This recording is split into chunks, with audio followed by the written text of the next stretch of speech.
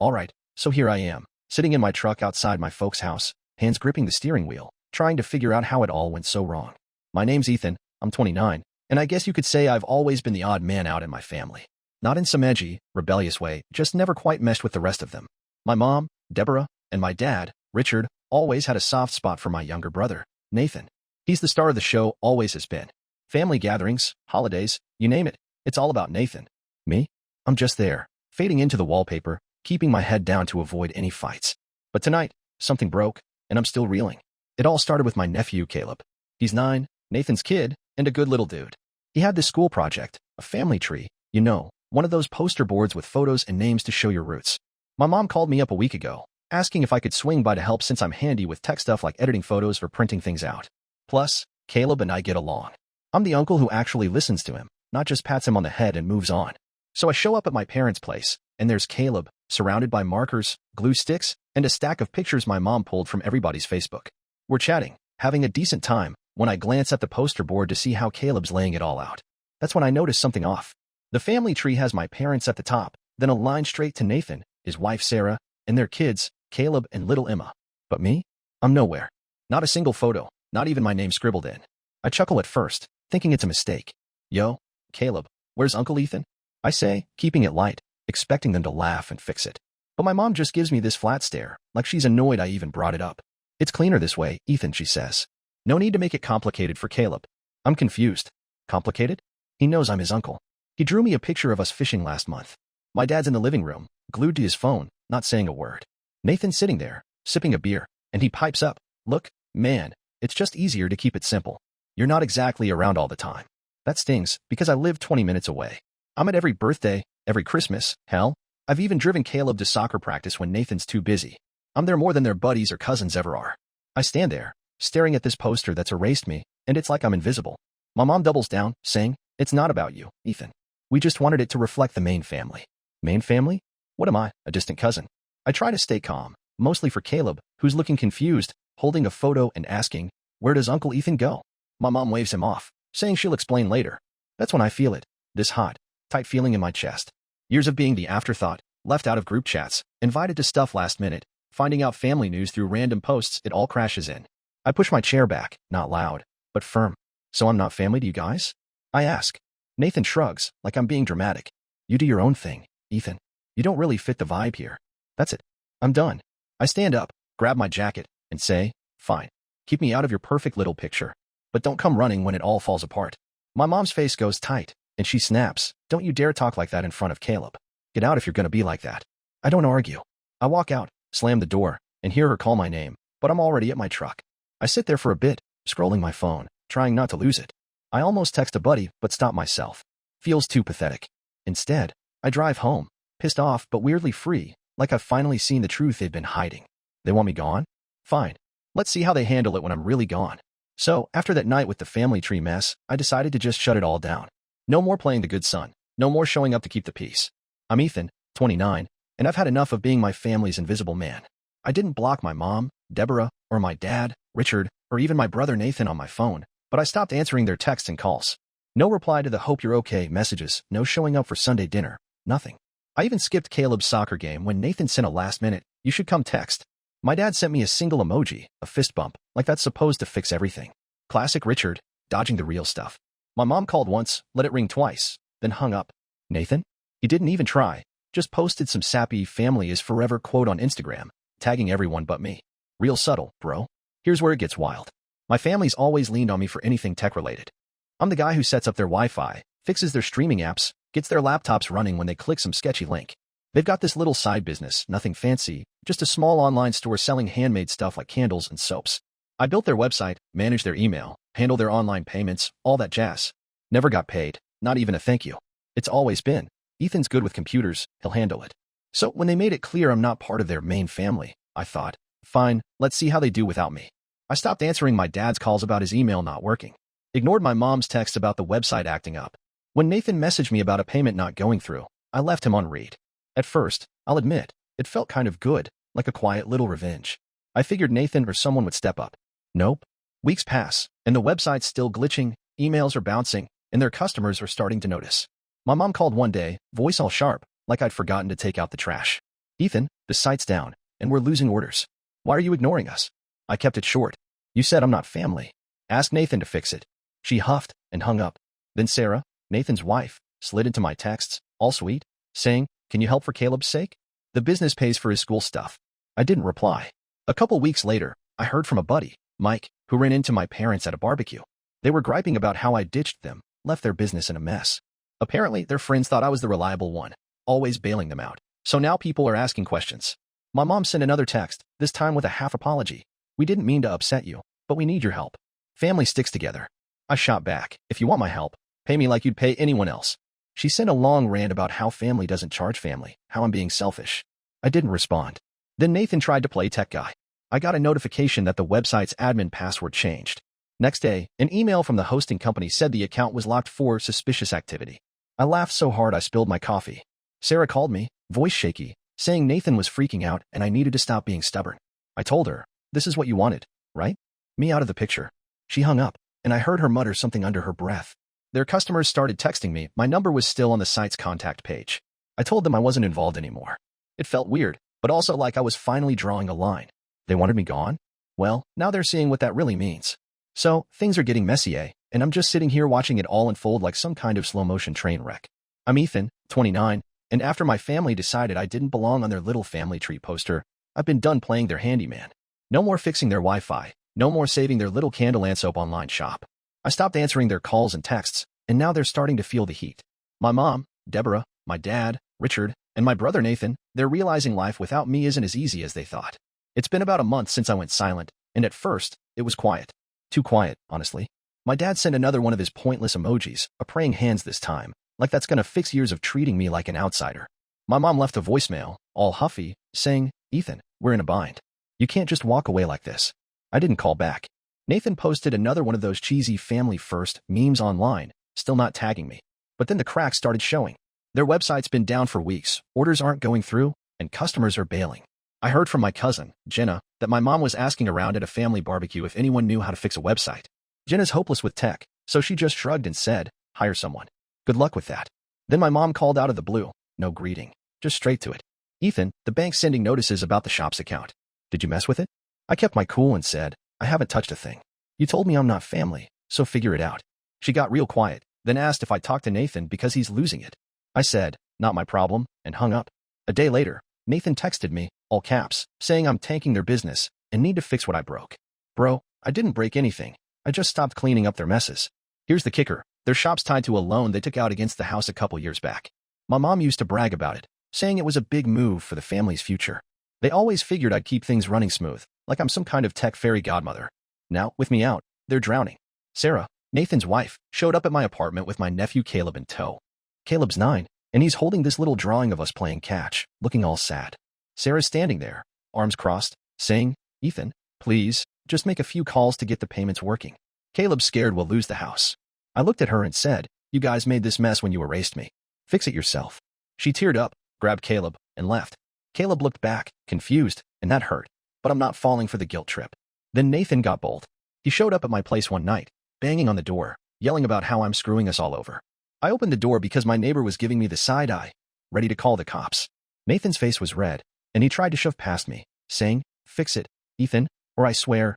I pushed him back, not hard, just firm, and said, "You don't get to call me family now. Get out." He stood there, fuming, then stormed off, muttering something about me being a jerk. I locked the door and took a deep breath.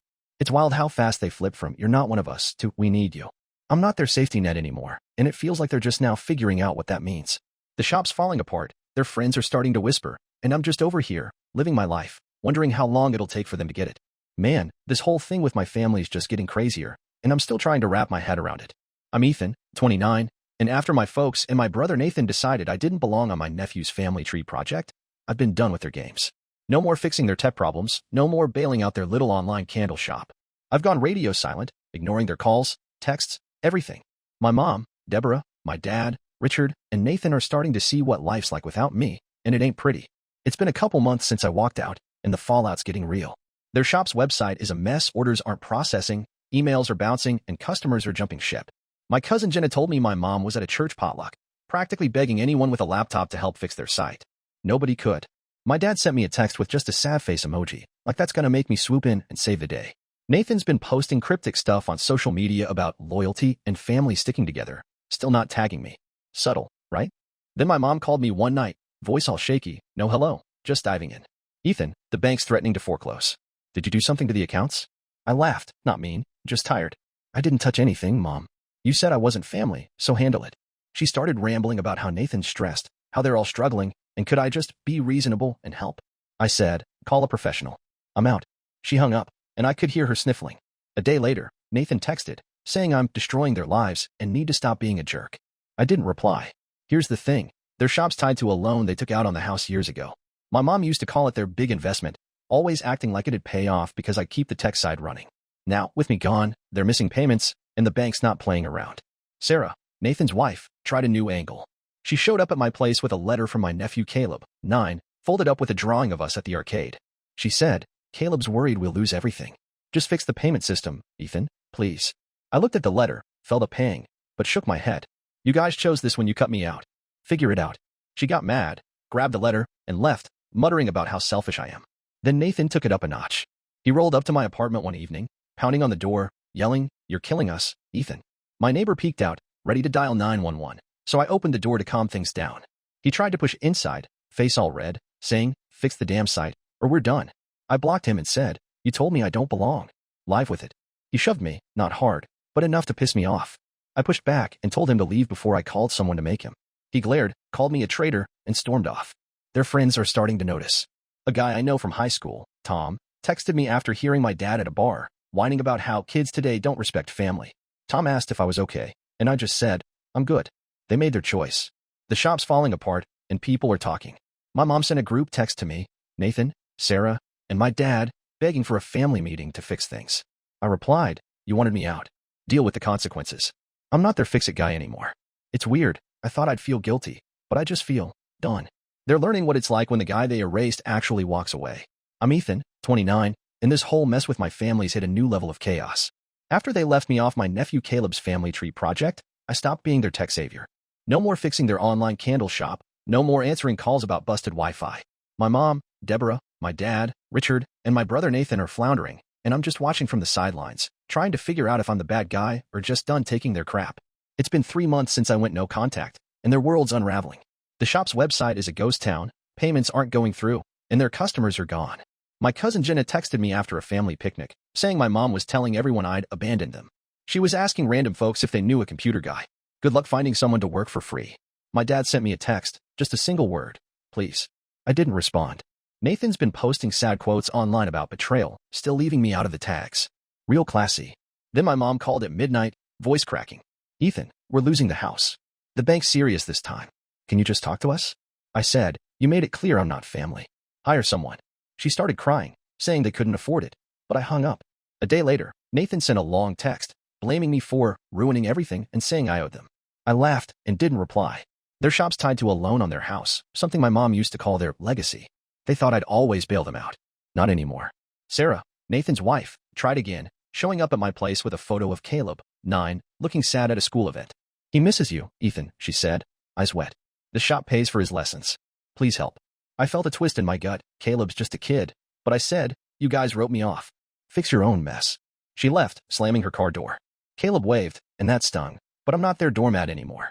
Nathan got desperate. He showed up at my work, of all places, waiting by my truck after my shift.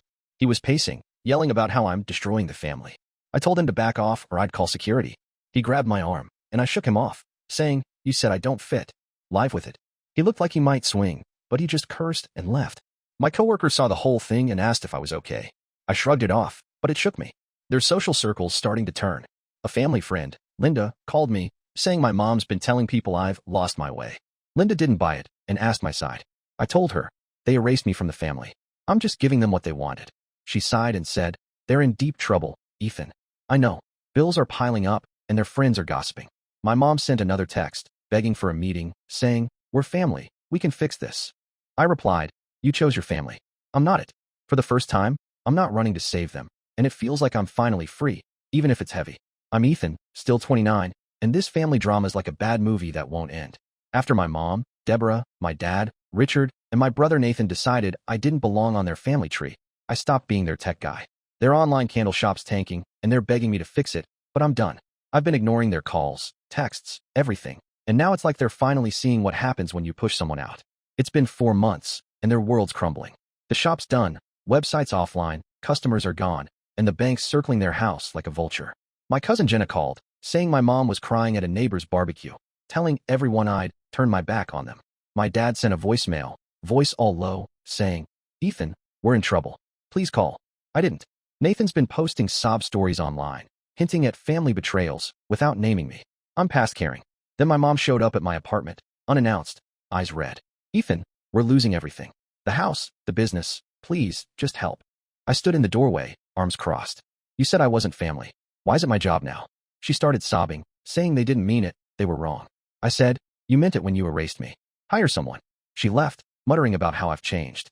Sarah, Nathan's wife, tried next, sending a video of Caleb, 9, saying, "Uncle Ethan, I miss you." That hit hard, but it's the same old trick, using Caleb to guilt me. I texted back, "Tell Nathan to stop hiding behind his kid." She didn't reply. A week later, Nathan called from a new number, screaming about how I'm killing their dreams. I said, "You killed mine first," and hung up. Their house loan's defaulting. My mom used to brag about that big risk for the shop. They thought I'd always save them. Nope. Their friends are done with the pity party. A guy I know, Mark, said he saw my dad at a diner, complaining about ungrateful kids. Mark asked me what's up, and I laid it out. They said I'm not family, so I stopped helping. He nodded, said, "They're screwed without you." Even my mom's church group's whispering. She sent a letter, handwritten, begging for forgiveness, saying they'll lose the house without me. I read it, then tossed it. It's all promises, no accountability. Nathan tried one last stunt, showing up at my place at 2 a.m., banging on the door. My neighbor yelled at him to shut up, and I opened the door to avoid a scene. He was drunk, slurring, "You're my brother. Ethan, fix this." I said, "You told me I don't belong. Go home." He tried to hug me, all sloppy, but I stepped back and shut the door. He left, cursing. I'm starting to see it. They're desperate, but it's not my mess anymore. I feel lighter, like I'm finally choosing myself, even if it means letting them crash. I'm Ethan, 29, and this family mess has finally hit its breaking point.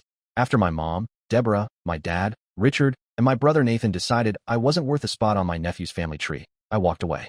No more fixing their online shop, no more playing their tech hero. Their world's falling apart, and I've been dodging their calls and texts for months. But now, something's shifted, and I'm ready to close this chapter. It's been half a year since I cut contact.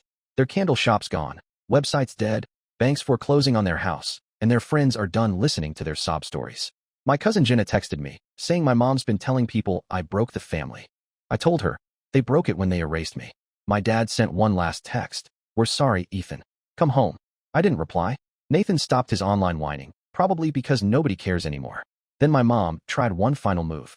She showed up at my work, waiting by my truck, holding a photo of us from when I was a kid. "Ethan, we were wrong," she said, tears streaming. "We need you. Caleb needs you." I took a deep breath and said, "You made your choice. I'm not your fix-it guy anymore." She begged, saying they'd lost the house. They're moving in with Nathan's in-laws, and it's all falling apart. I felt a pang, but I held firm. "You didn't want me as family. I'm done." Sarah sent a letter from Caleb, 9, saying he misses me and doesn't understand why I'm gone. That hit like a punch, but I know Nathan and Sarah are using him to pull me back. I wrote back to Caleb, not them, saying, "I love you, buddy, but your parents made this mess. I'll see you when you're older." I mailed it to his school, not their house. Nathan tried calling after that, leaving a voicemail, voice cracked, saying, "You're my brother. I'm sorry. Please." I deleted it. Their social circles turned on them. A family friend, Karen, called, saying my mom's been shunned at church for spinning lies about me. Karen said, "They're lost without you, Ethan." I said, "They chose that." The bank took the house last week. Jenna saw the notice online. Nathan's living with Sarah's parents, and my folks are crashing there too. It's a mess, but it's not mine. Here's the thing. I don't hate them. I'm just tired of being their scapegoat, their tech guy, their invisible son. I started therapy a month ago, something I never thought I'd do, and it's helping me see I don't owe them my life. I'm building my own, new friends, a side gig doing IT for actual paying clients, even planning a fishing trip with my buddy Mike. Caleb's the only loose end, and it hurts, but I'm not his dad. Nathan and Sarah need to step up. Last night, I drove by my folks' old house. It's empty, a for sale sign out front. I didn't feel guilt, just closure. They wanted me out of their story, so I wrote my own. If you're reading this and you're the odd one out in your family, know this. You don't have to stay where you're not wanted. You can walk away, build something new, and let them deal with the consequences. I'm not looking back, and for the first time, I'm okay with that.